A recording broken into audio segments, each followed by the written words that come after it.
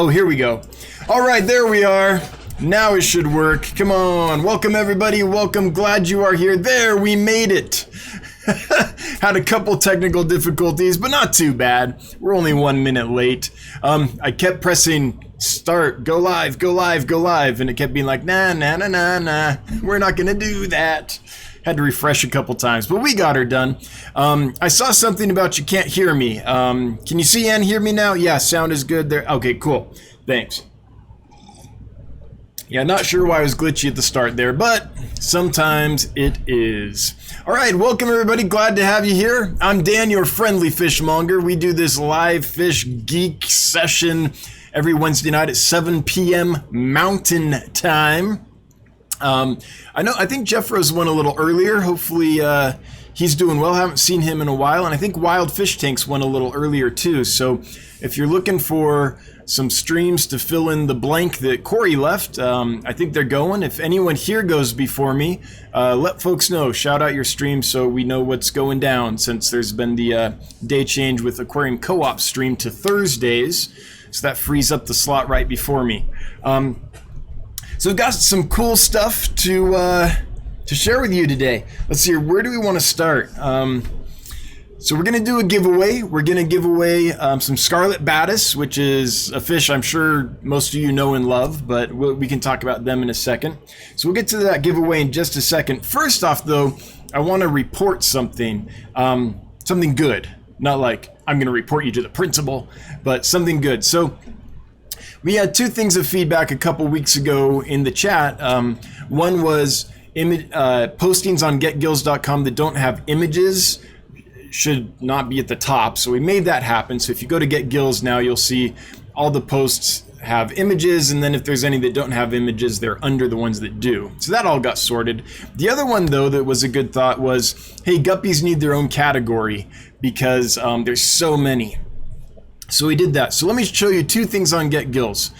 I'll show you the guppy thing in a second, but first I want to show you some stuff that a store on Get Gills called Scowntown has.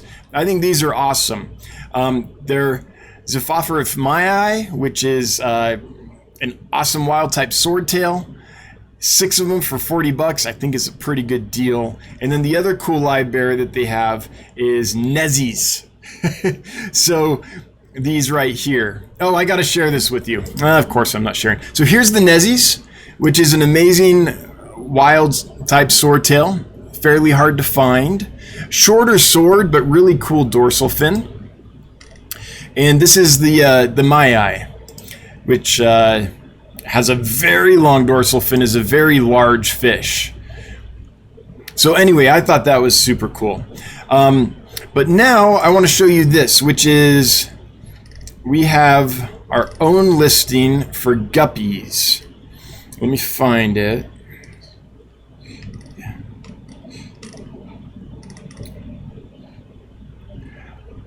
Oh, is this premature? I think I saw it. Yeah, I totally saw it. Oh, here. Well, there's a big fail. It works on my phone. Oh, jeez. Of course, as soon as I go live. Anyway, guppies have their own category. Apparently, I should have done a little more testing of this before I was like, let me show you this cool thing live. It's probably on there. Jonathan's probably watching right now and going, no, push the thing. But, yeah. There is one other cool thing, though, on here, which I know I shared with folks, but rice fish. So this store, Goldorado Aquatics, has the white rice fish. A lot of you were waiting for mine. I ordered in a bunch.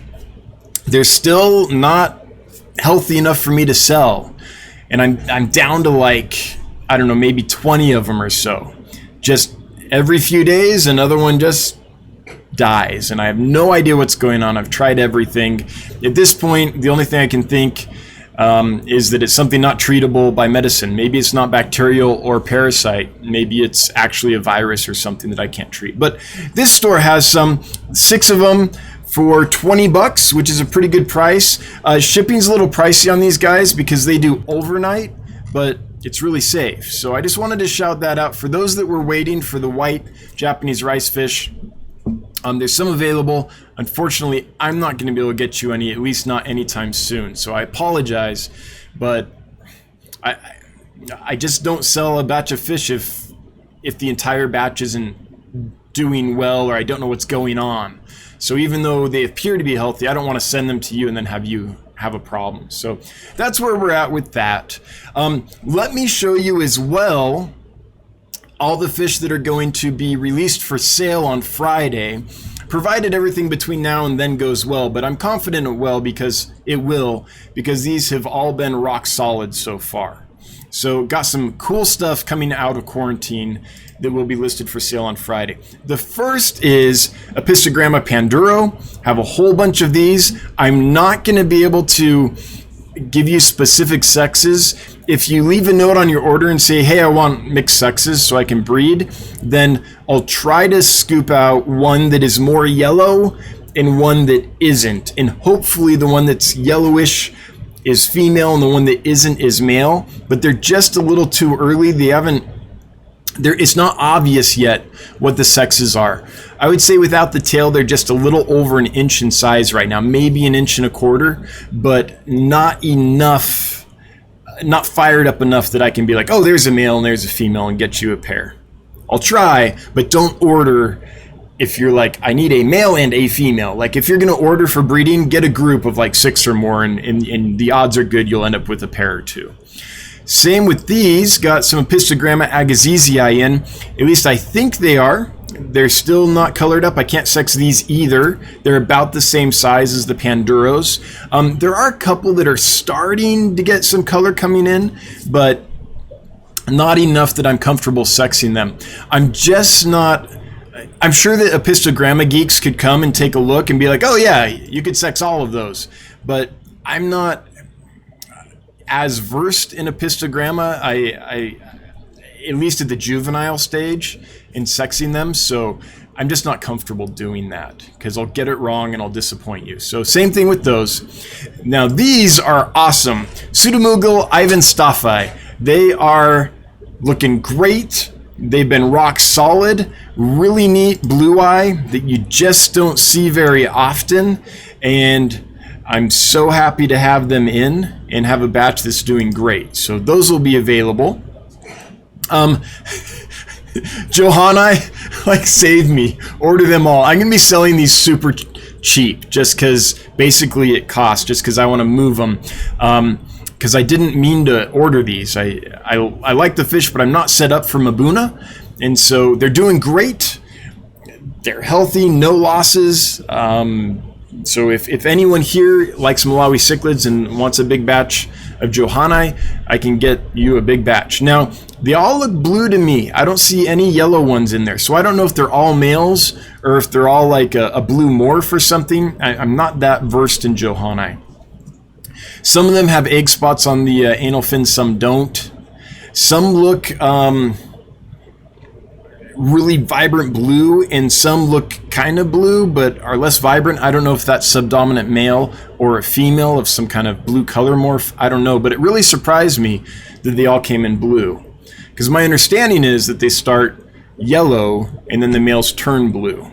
So I don't know if I have all males or I just don't, or if I have like some kind of color morph. I suspect probably all males, but if you're a Mabuna geek, you can tell me different. These are neat. These are a blue tetra, the Kochu tetra, and they really look pretty much like a silver tip tetra almost, but with a really nice blue to them. And they really are a nice blue in person. Even in the bag, they were blue. So I don't think they disappoint. So that's what's coming up. Friday, all these should be out of quarantine and ready to go. I don't anticipate any problems because they've been, like, honestly rock solid up till now. So I think we're good. Okay, let's get to one more housekeeping thing. I occasionally read over the chat after a live stream just so I can keep tabs on what's going on in the stream, because I can't, during the live stream live in real time, I can't keep up with everything by any means. So, sorry, I'm getting the contest set up. So I did notice in the last couple live streams that I feel like some folks were feeling a little harassed and stuff. So I just want to keep just a quick note to keep this positive for everybody. I'm sure that there's a lot of folks that are like, we were just joking around, and that's fine, but just keep tabs on the other person. If you're joking around with someone and they're not joking back with you, then maybe it's time to like pull back. So I want everyone to feel comfortable here. This isn't a trip to the principal's office or anything, but everyone here needs to feel comfortable and valued. Maybe some people are going through health problems. Maybe some people are going through hard times in life, and so just keep that in mind in your interactions. If they're joking back with you, great, go for it, have a great time. But just let that be kind of a litmus test. If you're interacting with someone and they aren't doing it back in the same manner, then it's probably time to back off. Okay. Oh, and also treat my mods well. They're awesome. They do this for free. They work really hard. As every week they work a little harder because we're growing a little more. And so just total respect for the mods, please. All right, that's it. I'm not going to belabor any of that. So, Scarlet Badis. So here's the giveaway. To enter the giveaway, just leave hashtag Scarlet Badis. Let me show you. So here's Nightbot that we're going to use to pull up the winner. And right here, hashtag Scarlet Badis, all one thing is how you win. I'm trying to make it so that this works for everybody. Looks like we have 3 folks doing, okay, it looks like it's starting to work. Cool. So that's how to enter to win 6 Scarlet Badis is the giveaway for today. So for those that are unfamiliar, it's this fish. I'm sure you're all familiar. If you're not, I just released a video earlier today about Scarlet Badis, and they are pretty little hate machines, but there are ways to manage them so that you can keep a big group together. I go over all that in the video. If anyone has any questions about them, how to keep them, or anything, that would be great. I can chime in on that, and there's lots of people here that have kept that fish who can also chime in. All right. We are at 143 watching. That is not bad at all. If you wouldn't mind taking a moment to share this, like this, get some more people in here, subscribe, hit notification bells, all that stuff, that would be absolutely fantastic. And thanks also to everyone that ordered up threadfin acaras. Sold a lot of threadfin acaras this last week. They were on sale at a pretty good price for 12 bucks each. I've taken them down just because I want to make sure I don't oversell them. And so basically the big dominant ones I think are all sold off, and the ones that were subdominant, they're totally healthy, but they've been subdominant for a while. So I want to give them a week or two to kind of like experience life without a dominant fish, because they'll get a little more robust before I list those for sale. So that's why they're off the site right now, for those that are wondering. I do that with fish that have obvious hierarchy, because I don't want to sell a subdominant fish to you if I can just wait a week and have, boisterous dominant fish, because it's just, they're less stressed and they'll ship better and all that. So yeah. Okay, that's what's going on. I think I even remembered to go to live chat on this sucker, so that's good. I did on the pop out, at least, so that's awesome. So let me get to the comments and questions you might have. That's what's been going on at Dan's Fish. Anything else to report? I have a meeting with a potential kind of investor type person tomorrow, so wish me luck on that. We are raising funds right now to expand the business so we can build a big warehouse and do this big time. Try to really get in there and make a difference. So that's what we're working on.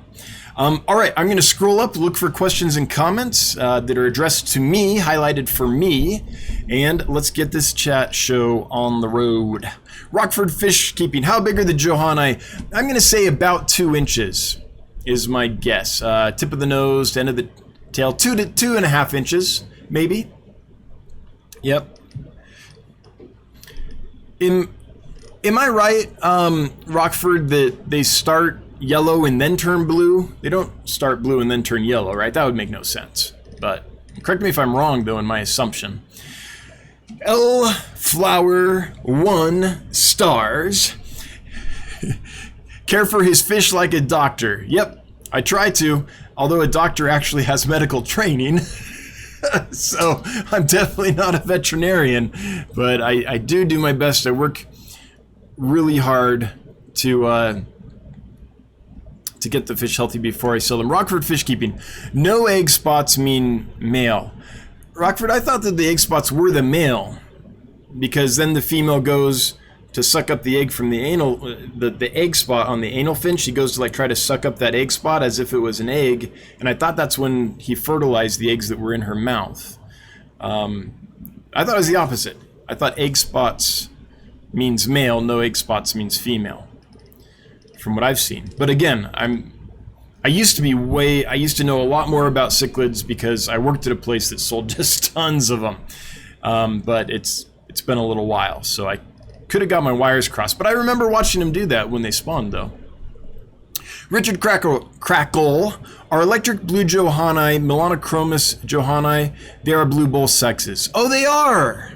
Well, in that case, I think I can sex them. Some have egg spots, some don't. The reason I was confused, I guess, yeah, that is the fish. Melanochromis Johanni. The reason I was confused is, look, here's what I see. When I search for them, that there's, I thought males and females. I thought that's what this said, that seriously fish. Let me see here. Am I just, oh, it doesn't say male or female. I guess I saw that yellow one and just assumed that it was one of those like Kenya or whatever, where males and females are different colors. But if they're not, then that's good news, because then I do have both sexes, kind of for sure. Because some have egg spots and some don't. I'll have to look into that deeper. I just saw that on the image search and just went, oh, females are yellow, males are blue. Maybe they're different locations? Like, again, there's a reason I don't order in Mabuna. They're just not something that I've brushed up on for a long time. It's probably been 10 years since I've dealt with them, so I'm just rusty. Like a rusty cichlid. Anyway. All right. Annalie, hey, if I win, give mine to Elflower 1 stars at Scarlet Badis. All right, sounds good. I'm happy to do that. So how that works is, Annalie, if you win and want to give them away, then email me. So the winner has to email me. So email me and say, hey, this is the person that won. I want to give them to this person, and give me that person's email, or have that person email me or something, just so I can check with them to make sure, because I'm sure it's all okay, but I never want to send fish to someone without, checking in and making sure they're ready for them and all that. But that's very generous of you. Thank you so much. All right, chat jumped. I'm doing that thing. I'm doing that thing where I scroll up. Hang on. Jeez. Okay, there we go. I got it. Killers Aquatics, if anyone has a question or comment, be sure to put @DansFish so he will see you. Yes, that's how it highlights for me, so I know that your question or comment is directed at me. If you've left a comment or question a couple times and you've highlighted and I just don't see it, it could be that you're on a device that doesn't do that. Like when I'm on my Android phone, it doesn't work. I get that. In that case, just leave an all caps message for me so I see it. Or Skipper's Aquariums, he's on the lookout for that too. So if he sees me missing stuff, he'll call my attention to it as well.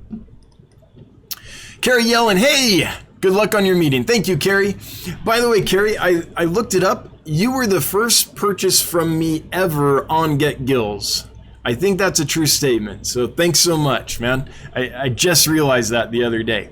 Michael Wentworth, what, if any, permits have you had to acquire for your business in Wyoming other than your business license, tax ID? What permits will you have to attain with the proposed expansion? So, yeah, in Wyoming, they're very business friendly. So it's just those.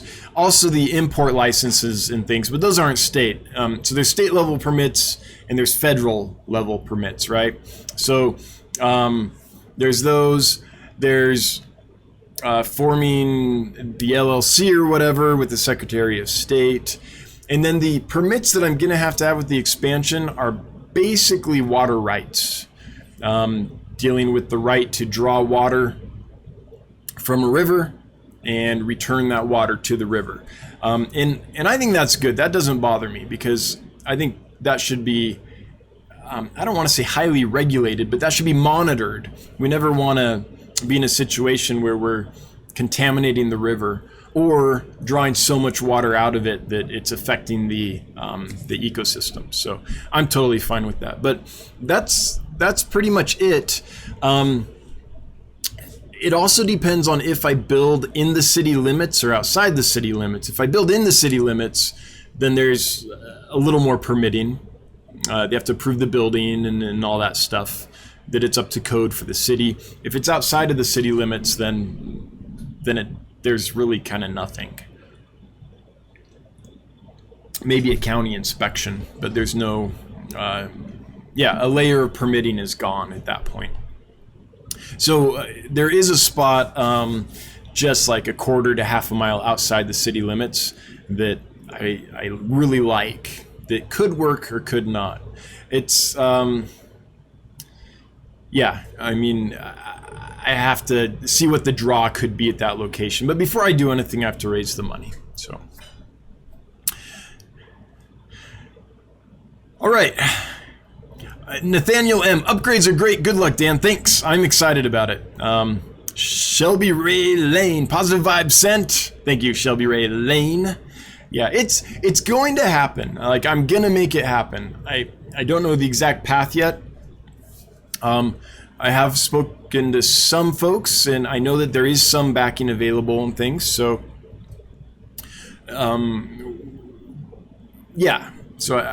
it's going to happen. I just don't know quite how and exactly the timeline. But yeah. Michael Brandel, what do you use to cut your styrofoam for shipping boxes? I used to use like a hot wire cutter, basically. And then I started buying them pre-cut. It started to be, when I first started, I would buy a 4x8 sheet from like Home Depot of 3/4 inch styrofoam insulation, right? Like you'd use on a wall. And I cut that with a hot wire knife, basically. And a big one, right? So that it's almost like a table saw, but instead of a blade, you have a hot wire that you run the styrofoam through, so that it's all even. It's up against a rail, and you can shove it through, so it's all straight. So that worked really well. But the problem is, once we got busier and got more customers and more orders every week, I was literally spending a day a week just cutting styrofoam, and that does save me money. If I went back to that, I would save money. It costs quite a bit to purchase the pre-cut styrofoam liners, but it's an entire day. And that's a day I can make another video, or I can do something else in the fish room, or find another supplier or another source for something I'm looking for. So it's worth the extra cost just to free up my time. But if you're not doing a ton, a hot wire cutter is definitely the way to go. I mean, before that, I used like a serrated kitchen knife, but then you get jagged edges, and the edges are kind of crumbly and things. That hot wire cutter, that thing is awesome. 154 watching. Thanks for being here, folks. Glad to have you here. Elflower 1 stars. Give my winning to Candy at Scarlet Badis. Yeah, so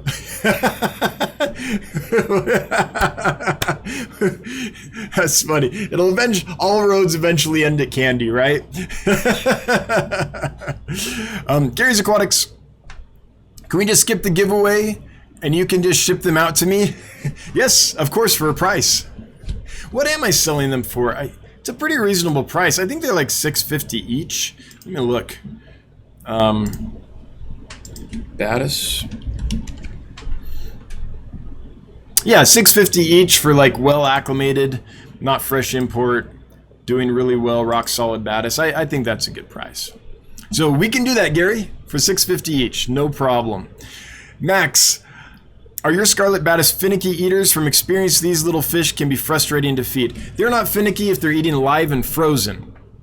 But Dario in general, the entire genus, whether it's Scarlet Badis or Black Tiger Badis or whatever, they're micropredators. So they are not used at all to prepared foods.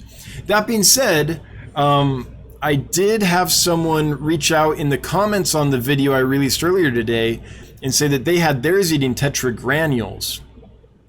So it can be done. You can transfer them to flakes and pellets and granules and stuff, but it takes a while. So right now they're eating frozen and live. So if you buy them, have frozen brine shrimp, frozen cyclops are great. Frozen bloodworms on occasion. Although the frozen bloodworms, get the mini ones. They have small mouths, these fish. If you can find like little cyclopes, stuff like that is great. All those small frozen foods. And I also feed them baby brine shrimp and scuds and stuff like that. But yes, you're right. If by finicky you mean will they eat flakes? No, mine are not eating flakes and they're not eating pellets. I'm working to train them to that, but it's going to take a long time. I have never, that I can recall, I've never successfully switched Scarlet Badis over to flakes and pellets.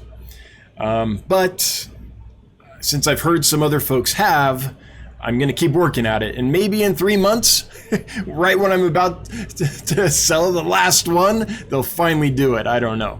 But, yep. Edward Rodriguez. Maybe time to separate New World and Old World cichlids. Just a suggestion. I'll look into that, Edward.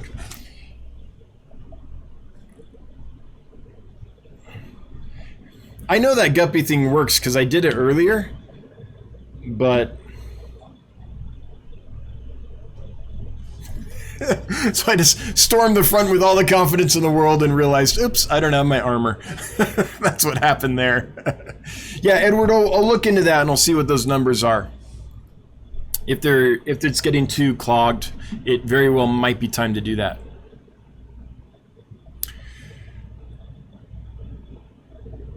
Small Fry Aquatics, I finally got clarity on how far off the grid you live. Yes, new customer in Rawlins, Wyoming. In working with my shipper, apparently we need an airplane, a truck, a canoe, and Conestoga wagon, and the Pony Express. Don't forget the Pony Express. This is Wyoming. Yeah, I mean, yeah. I'm lucky because I live in the big city in Wyoming. It's Sheridan, and it's 18,000 people. That's the big city in this section of the state. Yeah, blows my mind. All right, but yeah, hopefully it went well, Small Fry. Just remember, it's getting pretty cold here, so pack it up if you're shipping to Wyoming right now. Oh, by the way, yeah, this week, so far things are going pretty good, but I literally woke up in a cold sweat last night worrying about the fish, just because this happens to me occasionally. This time of year and in the spring, just once or twice I'll have a week where I'm just like, and it almost always goes well. Like if you got fish, they're in the mail, I'm sure they're gonna arrive fine. But there's a difference between my logical brain, which knows the statistics, and in the past things have generally been fine, and my, I don't know, emotional or worry brain. And the thing I worry about is, I'm like, okay, I put a heat pack in. I'm like, oh, but are they gonna get too hot? Like, is it gonna cool down before it gets to Texas?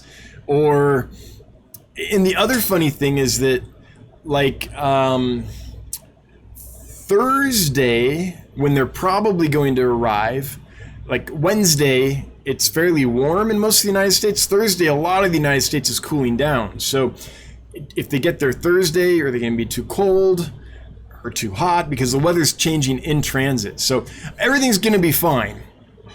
But every now and then that lizard brain in the back of my head just goes like at 3 a.m. and I'm like, are they going to make it? So if you are getting fish from me this week, if there's fish in the mail, please do let me know how they arrive so I can stop worrying. From what I've heard so far, things are going pretty well. There have been a few packages that already made it, even though I sent them out yesterday, which is awesome. Not bad for priority. Jazz Tours Aquariums, hey, good to see you, welcome. Rockford Fish Keeping, okay, normal version are yellow that turn black with blue and white stripe. Now, like all fish, this is the electric version, so these may be different. Yes, sorry, typo, egg spots are males. Yeah, okay, good. Yeah, that's what I'm wondering. I'm wondering if this is an electric blue version and that there just are no yellow. So what I have is beautiful blue fish, like some have egg spots, some don't. So I'm assuming the egg spots are males and those without are females. I don't know. But if you order them, I just want to be upfront, that's what's going on. They're totally healthy though, they're doing amazing. Which is to be expected. I mean, Mbuna are just rock solid fish. They can take a beating and keep on swimming. Not that I beat my Mbuna. Don't beat your Mbuna. There's another t-shirt. Don't beat your Mbuna. All right, I'm scrolling up looking for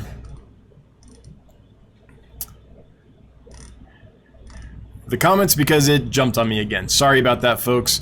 But chat does that. It leaps. And then I have to scroll up to find where I am. Okay, almost there. There we go. HC Aqua. Hey, Jesse, good to see you. And by the way, Jesse, thank you so much for all your help with the Nightbot stuff. You guys won't know this, but Jesse's been helping me outside of the chat, making sure I'm doing Nightbot right and all that. I really appreciate you having your eye on that and helping me get that dialed in and calibrated. Thanks, I appreciate it.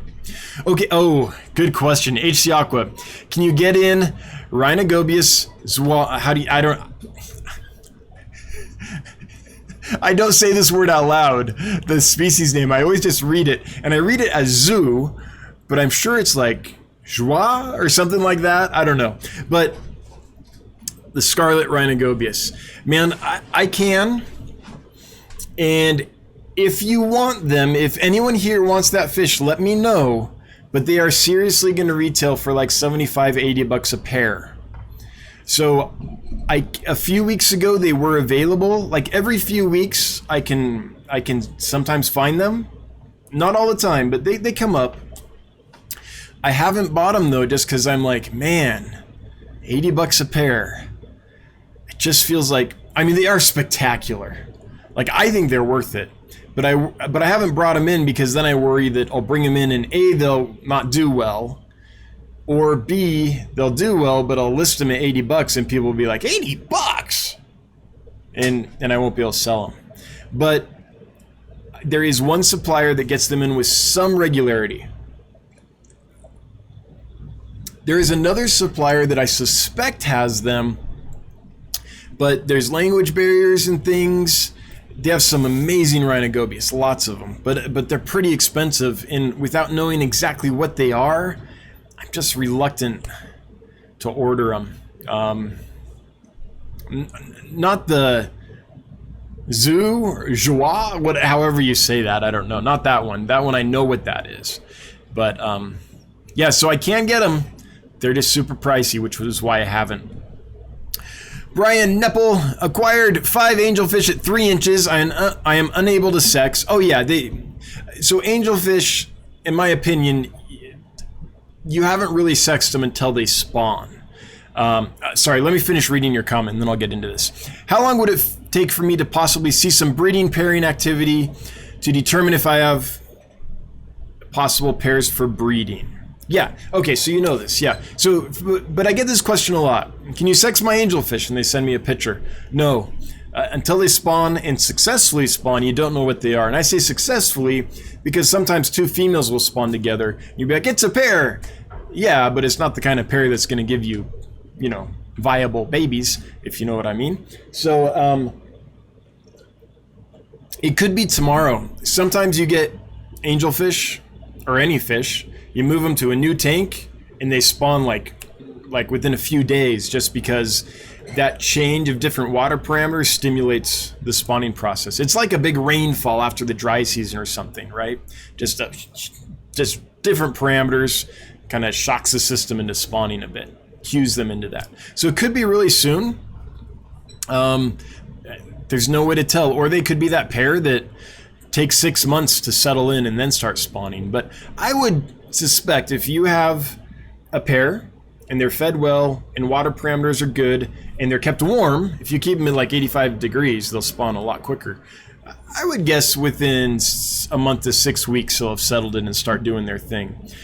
Kayla's Aquatics, $50 super chat. Thank you so much, Bob. As you know, nothing but appreciation for you. Advanced Fish, apparently the 4 male apistos I got from you in January heard that breeding is pleasure. One of them is leading a nice school of fry around the tank. Awesome! I'm so glad to hear that. I did get a second batch of those in and was trying to see if there was a female I could send you, but didn't see one. But that's awesome. Yeah, so the hashtag works. If you have fish, excuse me just a sec, let me grab these. If you have fish that you're trying to breed and they just won't, just show them this. Just put this up by their aquarium. They'll be like, oh, breeding is pleasure, and you'll have a spawn right away. Bob, that's awesome. I'm so happy for you. I was afraid that they would never spawn because I couldn't find females for you. But I'm glad that it worked out. That's fantastic news. That's the best news I've had all day. That's fantastic. Okay. L Flower 1 stars at Dance Fish. Is it good to separate guppies, males and females? So I think so. Whenever I can, I do. And the reason is it just gives the females a break. Like, the males just try to breed them all day long. It's like, that lady needs a break, right? That being said, in the wild, like, I've never seen guppies in the wild, but I've seen gambusia in the wild, which are very closely related, like mosquito fish and things. And it's the same thing. Like, if you in the weeds up on the edge of the pond, you'll see just tons of them. And the males are constantly spawning the females. So, like, if you have 10 males and 1 female, yeah, separate them. She's getting way too harassed. If you have just a pair, it's probably the natural condition. But keep an eye on her. If you have 1 male and 10 females, that's great. They're not all being harassed too much. But here's the reason I like to separate them. Because even if it's not stressing the female out or whatever, it is taking energy from her, right? She's got to avoid the male, she's trying to swim away, all that stuff. If you separate them, I feel like it's less stress for her, and she can put that energy into growing. So if you did an A/B test, and you had a group of guppies, and you left some male and female together, and you took some of the females out and put them in another aquarium without males, you would notice in a few months that the ones in the aquarium without males are much bigger and much more robust. And so I like to separate them just because then I get bigger, more robust females, and bigger, more robust females produce a lot more fry. And so you get better yields that way. So do you have to? I don't know. But when you can, I think it's probably nice for the ladies. Yeah. Candy linking up the email, dan@dansfish.com. Yes, please email me if you need something. I like to answer questions about getgills.com. If you're trying to list something there or buy something there and need some help, or if you have questions about any of the fish I sell or any of that stuff, I'm available, folks. I'm available. If you do have a question, though, please make it specific. I get lots of emails that are like, hey, I'd like to ask you something. And I have to respond and be like, what are you going to ask? And then I'll get a very general email back, and I'll need clarification. So we're like 5-6 emails in before I can even do any help. If you have a question, please make it as specific as possible, just so that I can, in that first email, read it, know what you need, and get you an answer as efficiently as possible. It just saves everyone time. Richard Crackle. Hey, Richard, it is so good to see you. Welcome. Pseudotropheus johanni, or melanochromis, whichever it is the one that starts yellow. Oh, wait, are there two? Now I'm confused. I thought Pseudotropheus was the old genus name, and it had been updated to melanochromis. That's what I thought, Richard. I'm going to have to dig into that.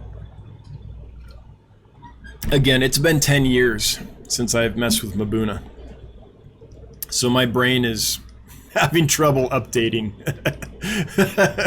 Carrie Yellen, if they are from Asia, they could have been hormoned. Oh, that's a possibility. I'll have to look at the source country. Oh, I hope not. I hate it when I get hormone fish, but yeah. Yep. Nocturnal Aquarist. Any tips on setting up a Tanganyikan community tank? I picked up a 60-gallon tall and am not sure how the hardscape should be for each species. So, yes. The trick with most Tanganyika fish, Tanganyikan cichlids, is as many caves and rockwork and hollows and things as you can. So make that your goal. How can I set this up so that there are as many territories available as possible? I think that would be the guiding principle. So what specific territories? Depends. If it's like a Calvus or Compressiceps or something, you're going to want something that's really thin and tall, like the shape of the fish. If you're doing shell dwellers, you'll need the shells down below. But in general, pretty much any Tanganyikan cichlid, besides an open water species like a Cyprichromis or something like that, is going to really appreciate a lot of, I don't know, I say rock work, but it could be anything. However you make a bunch of caves and nooks and crannies and crevices. So in a tall, like if you went up the back, where's the screen? And if the screen is the tank, if you kind of went up and over and up like that, that could be cool. So it's kind of offset a little bit and up the back and over. That could be neat. But I would just say make that the goal. As many habitat, little niches, little crannies and nooks as you can get in there. So hopefully that's helpful. But most of those Tanganyikans, they're going to want to be able to get into a little cave or little spot and disappear if they need to. And the more that happens, the more outgoing they're going to be. That's the ironic thing about giving fish the cover they require. Then they get a lot less shy. Now, that's not necessarily true for nocturnal species like some of the plecos and things, because during the day they're just in the cave.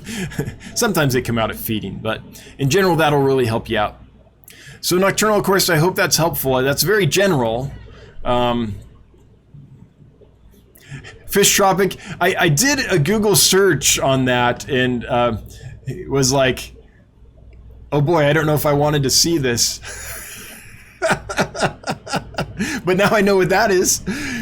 Tony Resendez. Do keyholes go after mystery snails? I think most fish will go after snails if they're not familiar with them, because you got the snail out of the shell and it's got its little antennae things up, right? Whatever they're called. And the fish sees this little worm type thing, the little antennae up there, and it's going to go pick at them. In my experience, though, generally, I found that the snails react real quick to that and suck into the shell, right?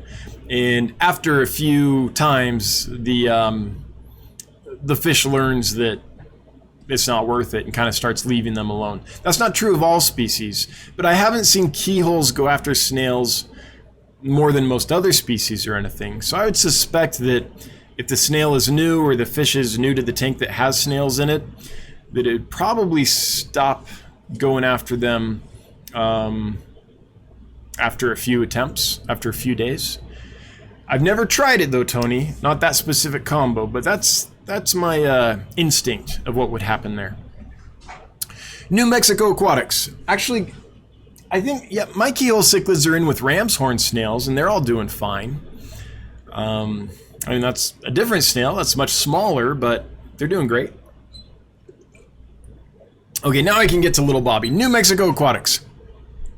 I set up a Tupperware with mesh bottom in a large tank, going to put in a reverse tree of cherry barbs. Good. How many days should I leave them? What time of day might they spawn? So they're generally going to spawn in the morning. Not always, but generally in the morning. So what I would do is make sure the females are nice and fat and conditioned. Once they are, or just one female, I guess you're doing a reverse trio. But once the female's ready, put them in there the evening before you want them to spawn, like an hour before lights out. And then in the morning, when the light turns on or when the sunlight comes in the window or wherever they are in the house, that's often a trigger. Now, not always. I've had them spawn mid-afternoon or any old time, but that's often what happens with egg scatterers like cherry barbs. But I'm glad to hear that you're still working on it, and I hope it works for you this time. I can't wait to hear how it went. Sorry, my lips are dry. Wintertime, the furnace kicks on and like just sucks all the moisture out of my face. Fish Keeper Cole. I have a 29-gallon that needs a centerpiece fish. I have 5 cories in it currently. I assume you're asking what would be a good centerpiece fish. 29-gallon? Man, I think some of the peaceful cichlids would be fantastic. So I think of centerpiece fish in 2 ways. The first is a group of cichlids. Some of the apistos, maybe some Bolivian rams, something like that. Nothing that's too big, but like something that gets 2 to 4 inches. Maybe a keyhole cichlid. Those are going to get about 3 inches or so. I think the Geophagus would just get too big for a tank like that. But something like that, peaceful fish. That's kind of like a big fish that can be a showpiece. But I often think there's missed opportunities. I think when we think of fish as I need 1 big or 2 big fish as the centerpiece, we forget that a tight schooling group of fish can make an awesome centerpiece. So something that could be really cool is a big group of like glass catfish because they school really tightly. Man, that would look fantastic.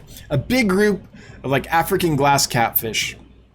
They school more tightly in more mid-water than the Asian species, and they get a little bigger, and a big group of those would look fantastic. But you could also do a big group of tightly schooling like Boraris species, exclamation point rasboras, chili rasboras, strawberry rasboras, those kinds of small little Boraris genus fish. They school tight enough that you could have a good effect. Yeah, any of the other fish that kind of really school together would be another option. So I would say a large kind of peaceful cichlid or a group of small fish that schools tightly. What else could be neat? Oh, gouramis. Pearl gouramis are fantastic. They grow 5 to 6 inches and they have amazing colors. They're hardy, they're peaceful. Pearl gourami would be an amazing centerpiece fish for that size of aquarium. That's what I got for you just kind of off the top of my head. Chewy LTD, the aggression level of Melanochromis is one of the big factors. The Melanochromis genus is not the friendliest fish in the Mbuna family. Good luck. Why not try to auction them?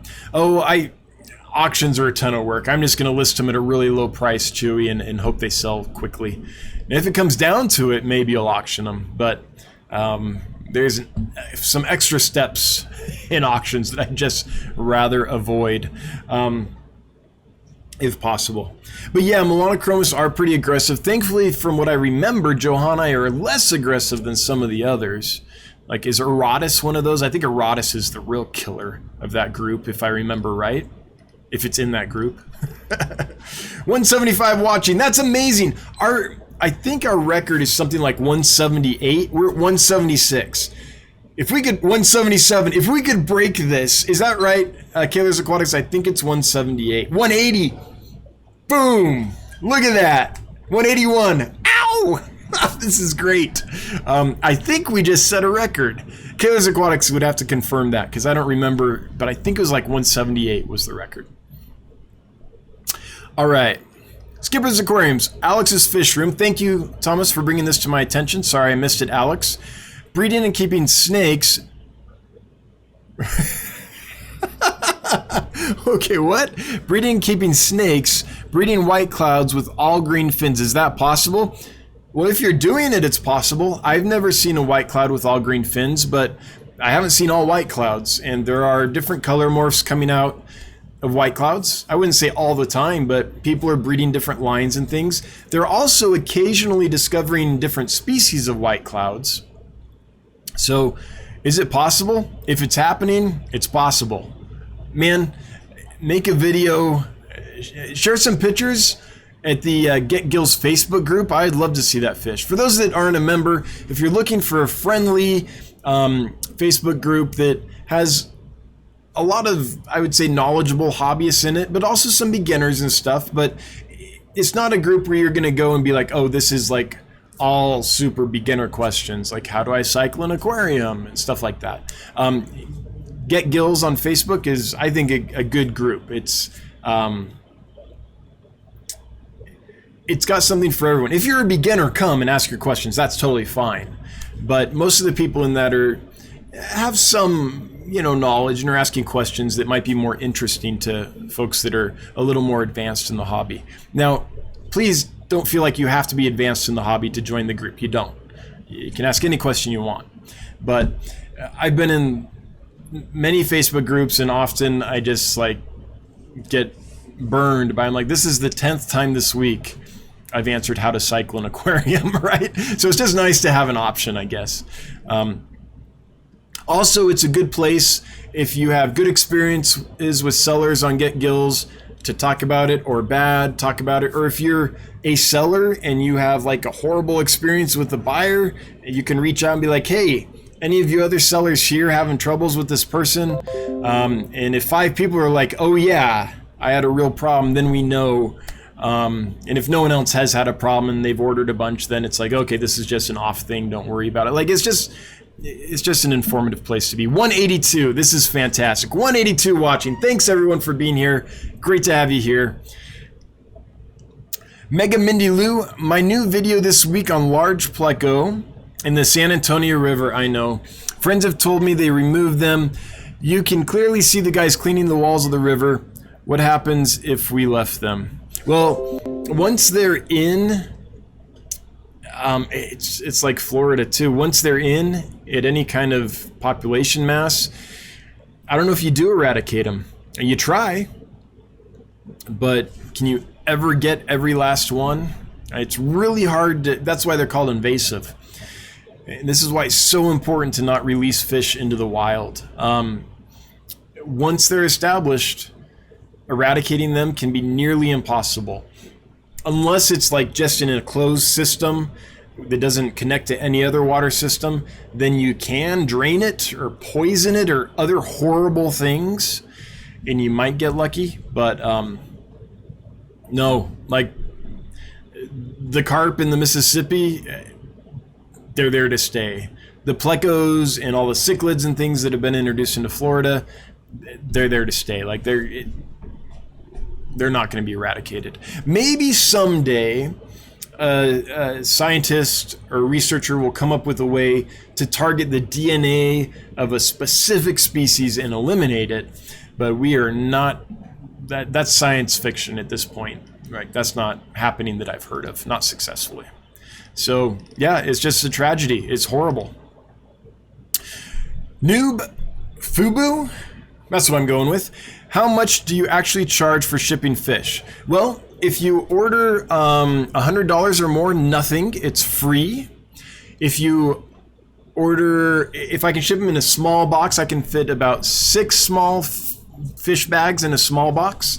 It's $15. I can fit about 12 in a medium box for $20, and I can fit about 20 in a large box for $25. So 15, 20, or 25, depending on the size of the box. And Very rarely there's a larger box I can send for about 30, 35, but by the time you filled that larger box, you're over $100, so shipping's free. So $100 or more, it's free, so it just depends. Now, if you ever want to check on Get Gills on the price of shipping, add stuff to the cart and go to checkout, and it'll show you the shipping options. Let me show you this, actually, for those that don't know the site well. So just real quick, let's say I want to buy some fish, okay? And I'm going to add an Oscar and a bucktooth tetra, because those will get along. A Gara and some plants. If I go to checkout, now it tells me how much. And the reason it won't tell you till checkout is the system doesn't have enough information to know all the shipping possibilities until you've added all the items, because some items can combine with others and things like that. So here you have two options for Amps Aquatics. You could do this one for $14 and it's 97% empty, so you could add more in to make it even more full. Or you could do this one for $50. So there's a couple options on how that store will ship. For this one, there's only one option, so you just click that one and check out. So anyway, that's how you can check on Get Gills what the shipping is. And I'm sorry, there's just no way at this time to know until you check the cart, because the system doesn't know all the options until it knows you're done adding things to the cart. Because then it has the information to say, okay, these compare together, these can't, so these are the shipping options that you have to choose from. Gary's Aquatics, yeah, that was me who got my Badis eating tetratropical color granules. So Gary, was there a trick you used to transition them, or did they just kind of pick it up, or were they already eating granules when you got them? Like, help me out, man. So here's how I usually transition fish. The morning feeding, I'll feed them whatever I'm trying to get them to eat that they're not eating yet, and I'll feed them a very small amount because I know they're not eating yet and I don't want to pollute the water. And then for the afternoon or evening feeding, I'll feed them something that they are eating so they don't starve on me, right? And I just keep doing that. And what I found is usually the species after, sometimes it takes months, but usually the species after a week or so will have started like eating the food that I want them to eat. Sometimes it takes a little longer. But Badis and Dario are two species that I haven't been successful at doing that. It doesn't mean that I can't do it. It just means I've sold out of them before I, was able to do it. So that's how I do it. If you have another method that worked for you, I'd love to hear it. Joe Coffee 9476. The guppy thing works for me. Cool. As in separating the females. FishTube, the guppy listing was right. Oh, it was right in front of me. See, it's just a new thing, so I'm not real familiar with it. Okay, so it's here. The guppy group. Where? Oh, there it is. It's just not under G. That's interesting. So we need to alphabetize it so it's up here. I got to like goldfish and was like, hey, where's the guppies? Thanks. There it is. All right. So here's all the guppies in their own section. Thank goodness, because there's a lot of them. Thanks for posting guppies, by the way. Can you ever have too many? And then here's all the other live bearers, and there's some super cool ones on here. There was another one. I think there's Xenotokas on here. Dodroi. Let me see. I switched because I don't want you guys to get like a headache while I browse. There we go. So yeah, there's Amica splendens and Xenotoka Dodroi. Both awesome species. Who's that from? DTM 1254 has those. I've got the half beaks. Those are cool. There are some neat Heterandria formosa here as well. From Wakiva Aquatics, I'm guessing. Hey, thanks for bringing that up about the guppies. I was like embarrassed. I got there and I'm like, wait, it worked before. I just didn't realize where it was. Thanks for bringing that up. Yeah, all right, all right. Now I know. Rockford Fish Keeping. For sure want Johanna. Getting tanks set up for them now. Awesome. I mean, I can't remember the price that I'm going to sell them for, but it's somewhere like $4 or something, which I feel like is a spectacular price for that fish. I have to look again at what my costs were, but I'm not going to make any money on them. I'm just going to be like, didn't mean to get those. Let's move them to someone who can keep them long term and will love them.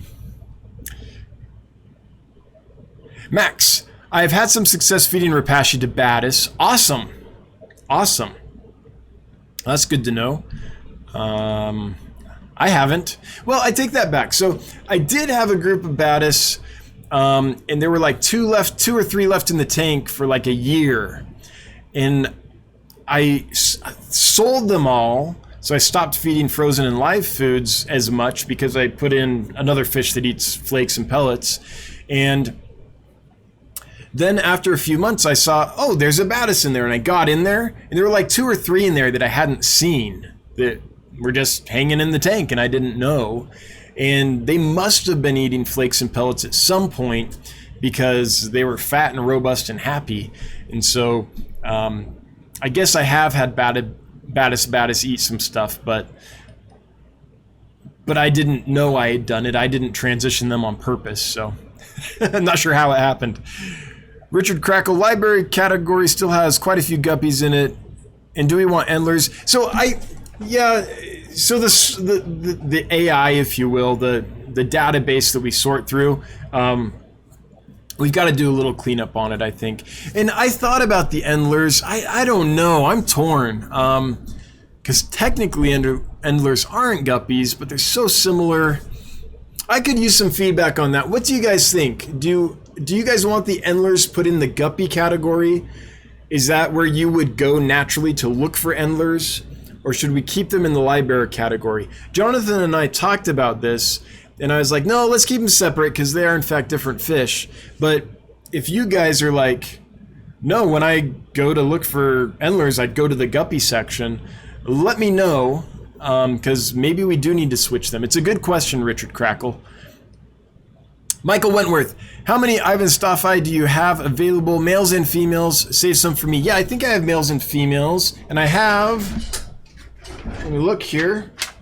I'm going to say around 100. Probably around 100 of them available.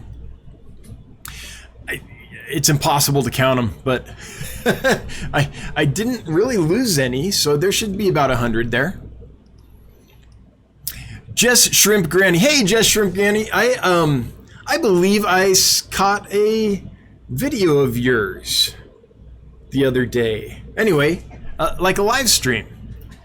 It was going. I think I was lurking in it. Yeah, I believe I did.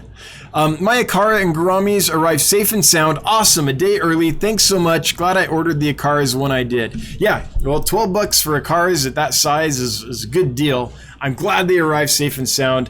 And Pearl Garamis, I know they aren't the rarest fish in the world, but man, are they beautiful and peaceful and awesome. So I hope you enjoy them. Thanks so much for ordering.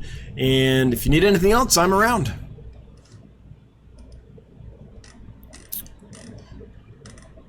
Oh man, chat jumped. It did that jumpy thing.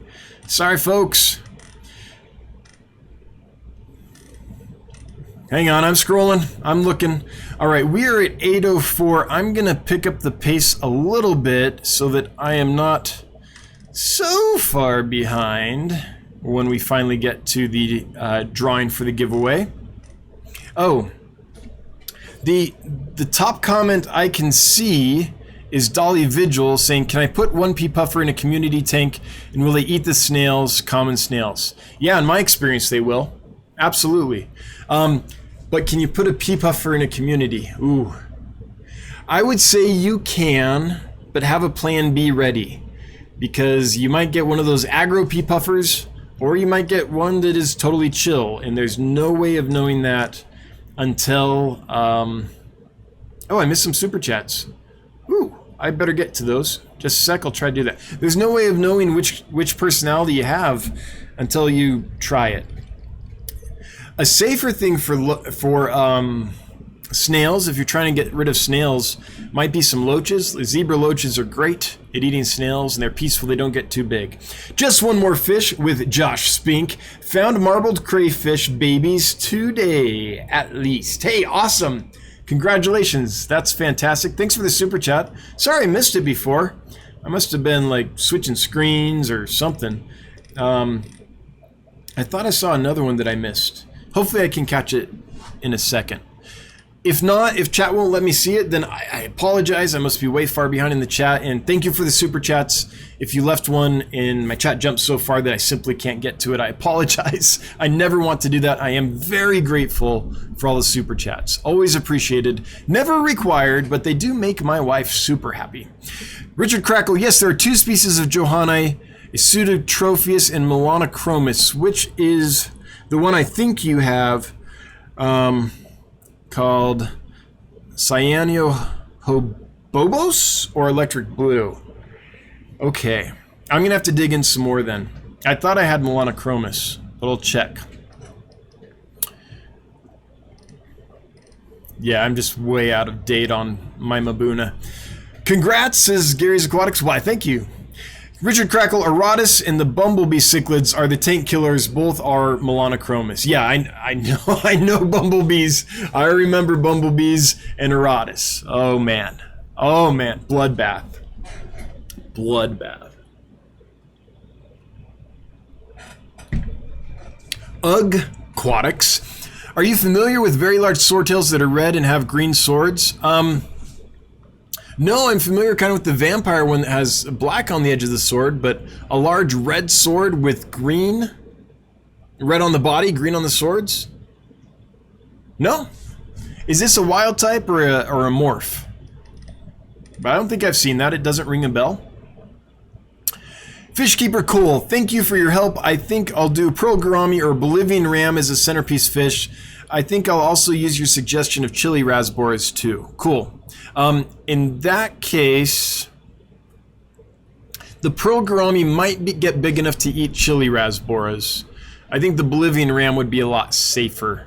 What I would definitely do though is get the chili raspberries first, get everything settled, and then introduce the Bolivian ram last. Because even if a fish is peaceful and doesn't tend to eat small fish, if you put in new fish that are small and they do that thing when they first get in a new tank where they dart around, that's like total I am here to be eaten behavior, and even a peaceful fish will often go and attack them at that point. So get everything else settled before you get the Bolivian ram. And I've never kept Bolivian rams with Boraris. So what I was really saying is Boraris could be the centerpiece as a school. Bolivian rams and Boraris I haven't kept together. I think they're safer because Bolivian rams tend to kind of sift the sand and stuff, but do a test first. I'm not sure if a Bolivian ram would gobble down all the chili raspberries or not if you combine them. Alien World Aquatics, hey, good to see ya. I hope that the Endlers I sent you are doing well. For those that don't remember, Alien World Aquatics won the Santa Maria Endlers. When were you going to share the video unboxing of my Endlers? So Alien World Aquatics, Alien World Aquatics did an unboxing of the Endlers for me, sent them to me, was very complimentary, and I was like, this is an awesome video, I want to share it. And Alien World gave me permission to share it. And the reason I haven't yet is I was getting to, and then I was like, you know what? That almost feels like bragging. If someone sends me an unboxing and they're like, thank you so much, these are awesome, you're amazing, you know, it makes me feel great. But then I was like, but then if I go like share this as a video on my YouTube channel, is that going to sound like I'm bragging by being like, look what this customer has to say about me? Ha ha ha. Like that's why Alien World. So I don't want to give that vibe. So that's why I haven't shared it. I was thinking maybe on the Get Gills website would be a more appropriate, or Facebook group, sorry, the Get Gills Facebook group might be an appropriate place, but then I ran into the same thing. I'm like, it's gonna seem like I'm just like, look at this video about how awesome my fish are, so that's why I didn't. But thanks for giving me permission to do it, I appreciate it. Richard Crackle, Melanochromis are a real mixed bag. They can get they can be great or a nightmare. Just depends on fish and tank makeup. Yeah. I have seen it both ways. But when they go aggro, man, when a bumblebee gets its panties in a bunch and decides it's going to lash out, whew.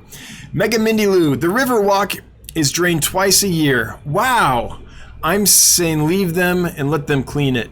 Oh no, you don't want them you don't want them to stay there, because then the odds are that they can get out and infest other habitats that aren't drained and become a real problem. So the safe thing would be to eradicate the species that's invasive.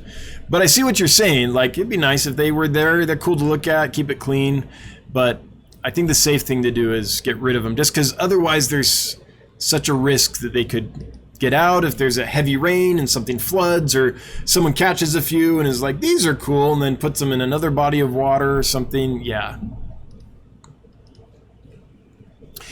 Chewy LTD. They were talking about adding a virus in Australia, but the fishermen can make money by having tours to come down to any fish they want to eat. Tilapia. It's also an invasive down there. Yeah, I know Australia has some real problems with invasives. I mean, that's one reason they're so tight about import and export. It's one of the hardest countries to get animals into or out of, for sure. Risa Real. Hey, welcome, Risa. Glad you are here. Rockford Fish Keeping. I was just looking, and it seems the Johanni are now living wild in the USA. I'm not surprised. Looks like Mead, Las Vegas area in Hawaii. Ooh.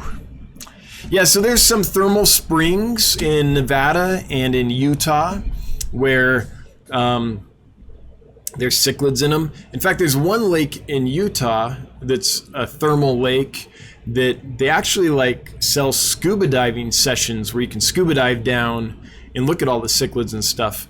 However, I have a friend that tried it and told me, you know, the water was so like turbid and cloudy that I didn't see much. So I don't know if it's always like that or he just wanted a bad time of year or something. But yeah, I mean, cichlids are tough critters and they multiply like crazy, and so yeah, they can be really invasive.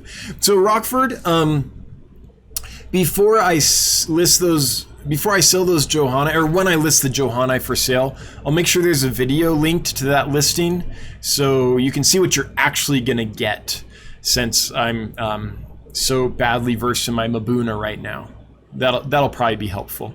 Gary's Aquatics. For the first few weeks, I fed them bloodworms. So we're talking about getting Dario to eat tropical granules, but only once a week.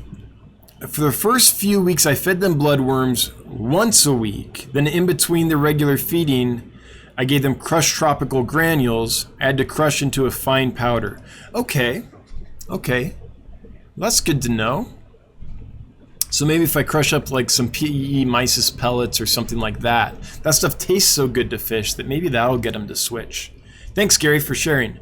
Medina Aquatics, any plans to get more apistogramma in soon as possible? Pairs available. So Medina, Friday I will have apistogramma panduro and apistogramma agassizii available. I can't sex them. If you want them sexed, then leave a note at checkout when you check out at the store, and I'll do my best. Like, I'll try to get one that has some yellow in it that's hopefully female, and one that doesn't that's hopefully male, but I really can't guarantee it. So if a pair is the goal, I would suggest getting 6 or so, just so that when they do finally color up and sex out fully, that the odds are you'll have a pair or two in that situation. But I'm not good enough at apistos to sex them until they're really colored out. Gary's Aquatics. Then once I saw the first one eating it, I stopped giving them bloodworms. Once they got hungry enough, they decided to eat it. Hope it helps. Yeah, that is helpful. I'll keep trying, and maybe I will like skip a meal every now and then. I have 2 tanks, so I could skip a meal on one tank every now and then, just to try to get them switched over, and not the other one, just so the other one stays fat and healthy, so you aren't getting shipped, skinny fish. I just made it to just one more fish with Josh Spinks. Super chat, thanks again for the $2, Josh. Appreciate it. Alien World Aquatics, Endlers should have their own section. Oh, I don't think there's enough just endlers to have like their own group. So once we do have enough, then I'll give them their own group. I'll review that though. We kind of only looked at the guppies. I didn't really dig into the endlers. It was kind of hard to see with them all mixed together. But if there are a ton of endlers, then I'll give them their own group. But I don't want to have a group that only has like, if it only has like 15 in it, that's not, like that feels very sparse for a category, right? So right now the question is, should the endlers be in the library section or the guppy section? And then when the endlers grow to we have a ton, and I'll check, if we have a ton right now, we'll make their own group. But I'm assuming we don't. I'm going off, I'm going off memory here, but I'm assuming we don't. So I'm wondering which of those two groups, libraries or guppies, would they do better in. But thanks for the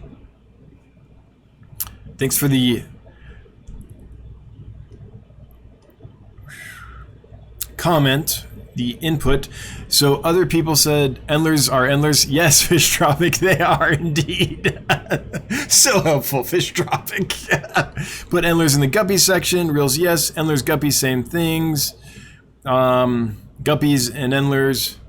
Live bear one, wild type.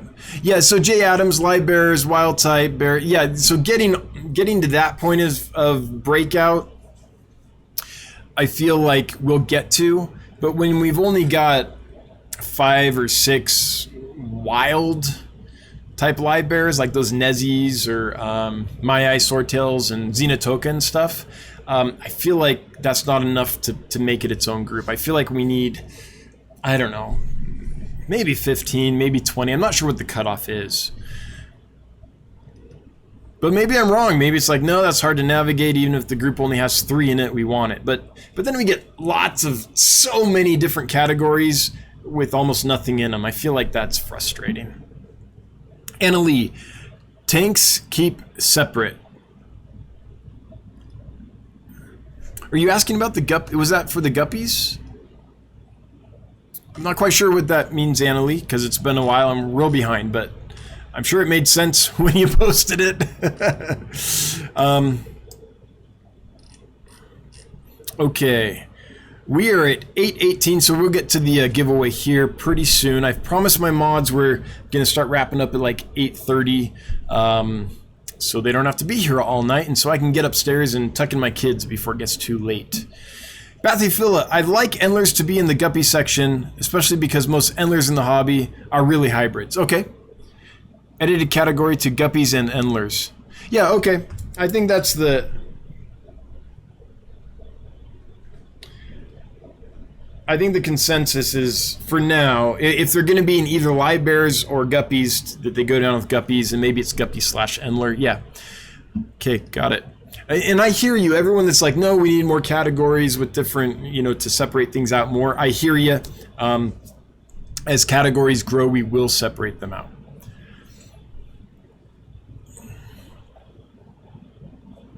Gary's Aquatics, I don't think endlers should be together, but you're right. So, okay, yeah. So a purist, right, would keep them separate then. I hear that. Separate, in my opinion, Bob says. Damien says. Okay, let me look in and see how many endlers there are. If there's enough to merit their own category, we'll just do that right now. Let's do this together. Why? No, I want to get to all the questions and we're running out of time. So I'll do that on my own time. But thanks everyone for the feedback. I really appreciate it. Don't put endlers in the guppy category. We're kind of all over the place with the responses. Free the endlers! Dolly Vigil. That's hilarious. I thought they were endler guppies. A lot of them are the Zen Ginger, but endlers are actually a different species than guppies. They're very similar, but actually a different species. But a lot of the endlers in the hobby are crosses between endlers and guppies. A lot of the guppies are too, frankly. Pugimus Maximus, do you have a pug dog? New endler category. All right, I'll get into that. The Fish Tank Barn, $5. Hey, Mike. Thanks for being here. Thanks for the $5 super chat. Hashtag save the endlers.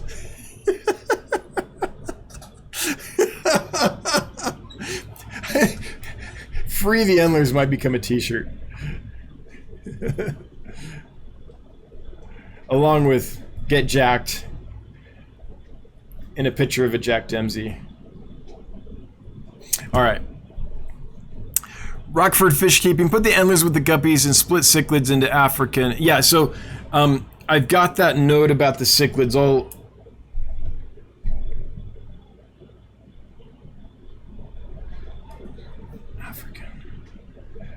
I'll review the cichlids and see if it's time to do that. Black Hills TJ, primarily focused. Are you from the Black Hills? If you're like a neighbor, man, if you're over in South Dakota. Primarily focused on selling fish. How involved are you with your local club? And can you touch on the importance of and vast resource that a local club is for newer folks? So, if you're asking if I'm primarily focused on selling fish, that's how I make my living. But I like what Rachel O'Leary says. She describes herself as a professional hobbyist. I copy that. I think that's the best way to say it. But yes, it's definitely how I make my living. How involved are you with your local club? Well, I'm the one that started my local club, so was pretty involved. But the truth is, this is such a small town, so separated from any major city, that we didn't have the population to sustain it. So we would get people at the meetings, but there were just a few of us, and we tended to like be together anyway and like be active in contact with each other anyway outside of the club. So there wasn't a lot of reason for an official club when we're all in communication and stuff anyway all the time, since it's such a small group. So the club is kind of there, but it's more moved to Facebook now. However, when I lived in Los Angeles and things, the local club was amazing. The great thing for a novice or a newbie that a local club has is the information. Just the lectures and things and programs or talks that are given are very informative, but also you can find mentors. If you go to the local club, likely you'll find someone in your neighborhood that keeps fish, and if you guys get along well, then maybe you become friends, and suddenly you have a mentor that you can go to as a newbie to get advice and answers from someone who's actually doing it, as opposed to an anonymous person on a Facebook group or something that you're like, well, how much does this person know? How many times have they bred this fish? What's their setup like? Like, that's what I think is really valuable about local clubs. Also, you can often get fish there that are just hard to find in pet stores. In the auctions, you can often get things at great prices. Dolly Vigil, super chat of $4.99. Hashtag free the endlers. That feeling when you make it on YouTube. Well, yes. Yes. Hashtag free the endlers. You are now famous, Dolly Vigil. Thanks for the super chat. Never required, but always appreciated. Makes the wife super happy. Thanks again to everyone that kind of told us what you think about the endlers and guppies and live bears and cichlid groups and stuff. I appreciate that. I'll get to thinking on that. Madfish Diva, I have a puffer that is meaner than spit. Yeah, they all have their own personalities. Black Hills TJ, I feel like the advent of YouTube has caused people to no longer seek and utilize local clubs. I'm gonna push back on that a little bit. I think it actually has encouraged people to reach out to their local club. What I've seen is YouTubers generally speak very favorably about the club. What I think YouTube does is just make people have another outlet through which to enjoy their hobby, but I don't feel like it replaces clubs and things like that at all. In fact, I think it gets a lot of people into the hobby and gives them a community that makes the hobby more enjoyable, so they stay in the hobby. And if they're true fish geeks, they're going to want to hang out with other fish geeks, and I actually think it helps the clubs. That's my instinct. I mean, I haven't done a study and measured it or anything. Hello, says Anthony's Fishy Friends. Well, hello, Anthony, and your fishy friends. Alien World Aquatics, all good either way, my friend. Yeah, I just didn't want to get braggy, Alien World. That's why I ended up not posting it. Fishkeeper, but thank you for sending me the awesome unboxing. It was great to see like how they arrived and what they look like and when they colored up a few minutes later and all that stuff. I really appreciate it. Fishkeeper Cole, in that case, I think I'll move my WCMM and Honey Gourami from my 10 gallon to the 29 and get something nano for the 10 gallon. Again, thanks for the help. It's really appreciated. Hey, you're welcome. Richard Crackle, oh, go ahead and show the video. You deserve the brag. Thanks. Like there's something about like people that I'm close with and interact with all the time, like a lot of you guys seeing it. And then there's something about posting it on YouTube and just some random person stumbling across it that doesn't know me and just being like, who is this? Yeah, who's this braggy guy? Yeah, Annalie, $10. 205. No way! We had 205 people watching. Woo! Records are being shattered. This is awesome. That is so amazing. Thanks for being here, everyone. For this little channel, that is quite the turnout. That's awesome. Annalie, thanks for throwing me the super chat of $10 and thanks for letting me know we had 205. Skipper's Aquariums, $5 super chat, new record 205 viewing. That's awesome. That is so great. Thanks for being here, folks. Thanks for coming by and helping us grow. We've grown a lot in the last few months. It's really kind of taken off.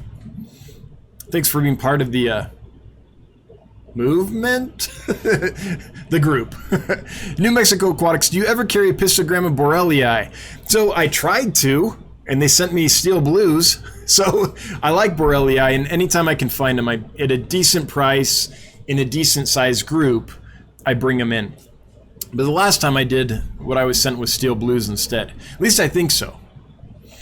Michael Wentworth, if you want to go scuba diving for cichlids, take a real trip to Dr. Pam Chin. Pretty sure she goes every year. I am not a big African cichlid guy, but she shares awesome stuff. Yeah, I know she goes to the Rift Lakes. I've never been to that, but I've been to her house and I've seen their facility, and it is just going to their fish room. It's really a fish house. Is the next best thing to scuba diving in their natural habitat. They have a ton of stuff and it's awesome. They're the nicest people in the world, Gary and Pam Chin. Chewy LTD, there are all sorts of exotic species of cichlids in Florida. Yes, it's horrible. Gary's Aquatic, congrats on 190, and then we got to 205. We are at 828. Okay, I'm gonna go super quick through some of these, but like super fast. All right, 202, right on. Seen the count go up. HC Aqua, I used Dimilin X purchased from Amazon in a liquid form to hopefully treat scuds, but the scuds just won't die. Huh. Any recommendations on dosing? Label dosing unsuccessful. I don't know. I've never tried to eradicate them, but they should die from Dimilin, unless the batch of Dimilin you got is maybe old or something. No, that stuff doesn't expire. I don't know, Jesse. I've not run into that problem, so I've never tried it. I mean, no copper will kill scuds, but copper kind of kills everything that's an invertebrate, so, and it kills plants and all kinds of stuff, but the Dimilin didn't work for you. I don't know. I mean, it's super benign to fish, so you might be able to try 50% more, even doubling the dose, something like that, and seeing if it'll work. You don't have another aquarium without fish in it where you could dose test, finally see the dose that works and see if you're comfortable adding that to a tank with fish, do you? That might be an option. Don't have the answer, my friend. I'm so sorry. Okay, I'm sorry, folks. I'm going to miss some of your questions and comments just because it is 8:29 and we've got to close this down as soon as we do the giveaway so my mods can get back to their lives. Fishroom Fever, $5. Hashtag pay up, Bob. Oh, Bob's paid up in more ways than one. That guy's so supportive. Tony Resendez, $5. Keep up the good work. Hey, thanks for being here and making the work possible. Tracy B, $2. I am new here and just wanted to say hello. Well, Tracy B, thanks for being here. Thanks for the $2 super chat. It's always appreciated. It's never required, but it does make the wife super happy. Okay, to the giveaway. So what we are giving away tonight, for those that don't know, are 6 Scarlet Badis. I have 2 tanks of them right now. They came in rock solid. I don't think I've lost a single one. They're an awesome batch. They're doing great. I released a video earlier today on them if you want to know more about this fish. And I'm just going to say, if you're going to get them, this is going to sound salesy, but this really is the batch to get. These guys have been so healthy. I haven't had to nurse them back to health or anything. They came in solid. Dolly Vigil, $1.99, 210. Booyah! All right, here's the giveaway. So everyone that's entered, 123 are eligible. I think I've set, let me just try something here. Automatic. Okay, I think this will give everyone a chance to be in. If I disable that, does that delete people? No, it doesn't. Okay, cool. So here we go. And the winner is, by the way, after I do this, you have 1 minute to say, I'm here, and confirm that you're here, because you have to be present to win. It's 8:31, I better do this. Oh my gosh! Kayla's Aquatics, $210, hashtag it's a movement. Bob, if you were here right now, I would go all Italian and like, mwah, kiss you on the cheek, my brother. Thank you so much.